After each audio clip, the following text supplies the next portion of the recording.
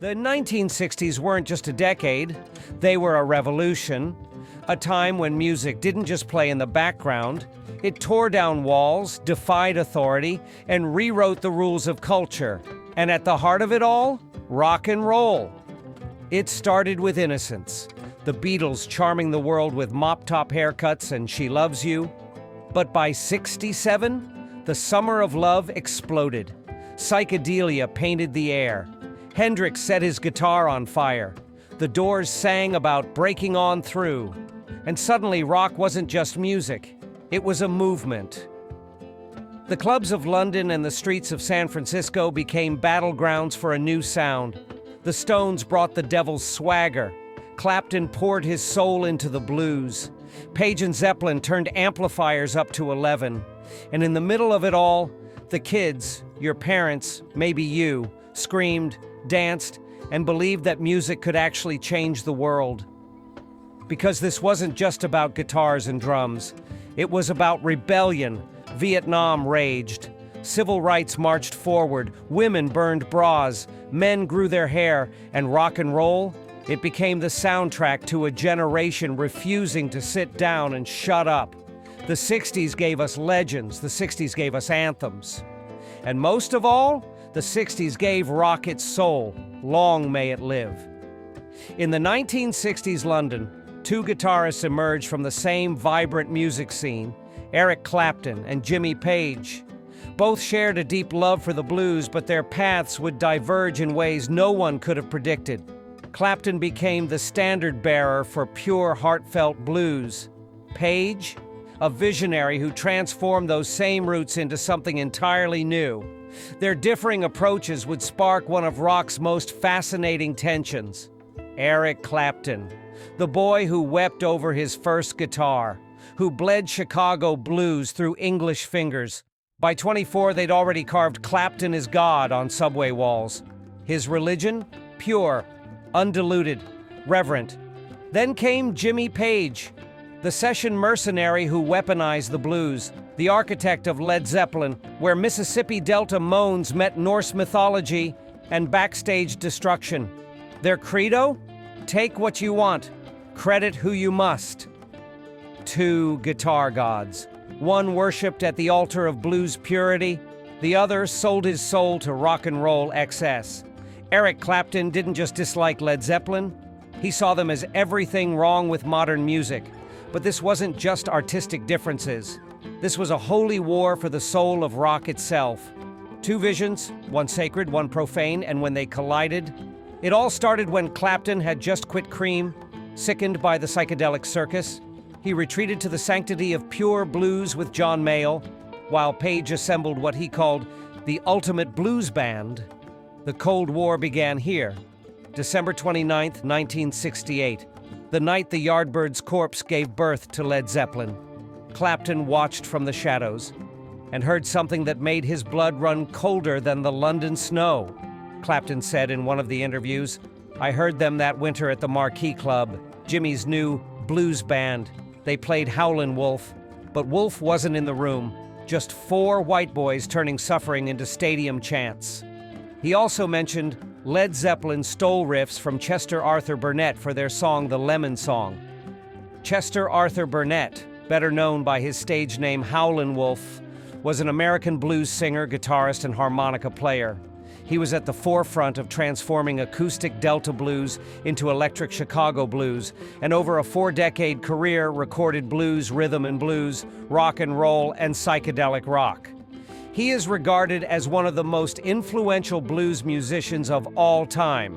Between 1951 and 1969, 6 of his songs reached the Billboard R&B charts.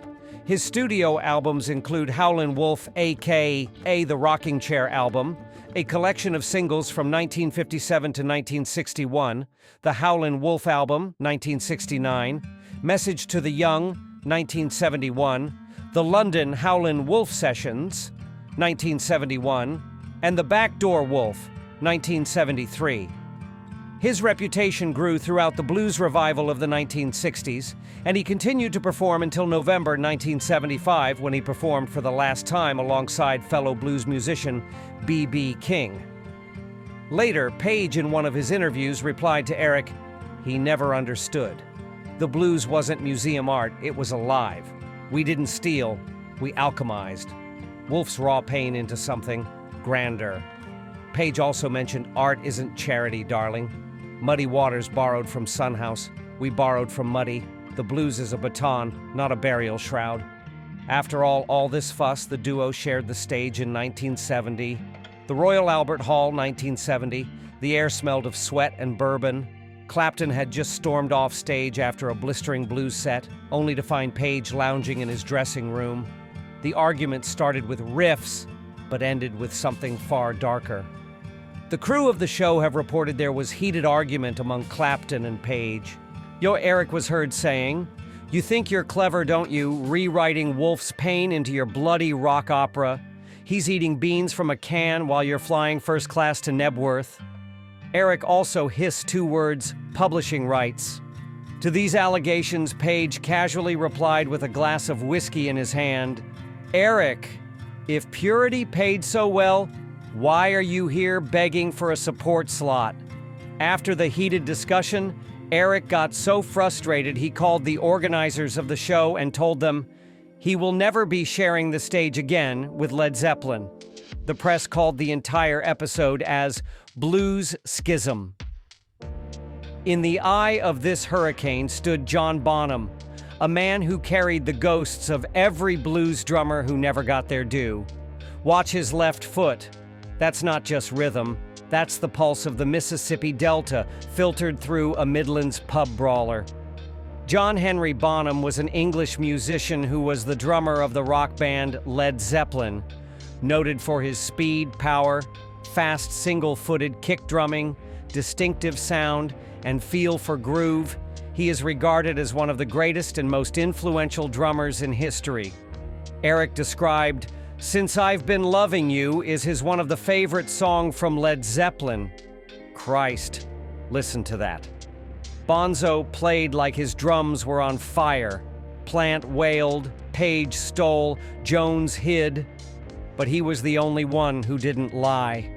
There was been a speculation that Eric Clapton wanted John Bonham to quit Led Zeppelin and join him. Even Jimi Hendrix tried to poach him. In 1980, drummer John Bonham, the backbone of Zeppelin's sound, was found dead at just 32 after choking on his own vomit. Reports said he drank 40 bottles of vodka. His death marked the end of Led Zeppelin as the remaining members vowed never to continue without him. When Bonham died in 1980, Clapton was the first to call Paige. Not to fight, not to gloat, just to say, "Now you'll never outrun what you took." The only reply Clapton got? A dial tone. And somewhere, the faint sound of a bluesman laughing.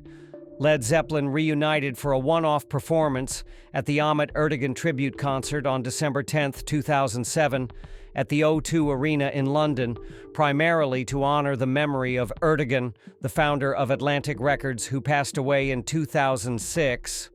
Ahmet Ertegun was the co-founder and president of Atlantic Records. He discovered and championed many leading rhythm and blues and rock musicians. Ertegun also wrote classic blues and pop songs.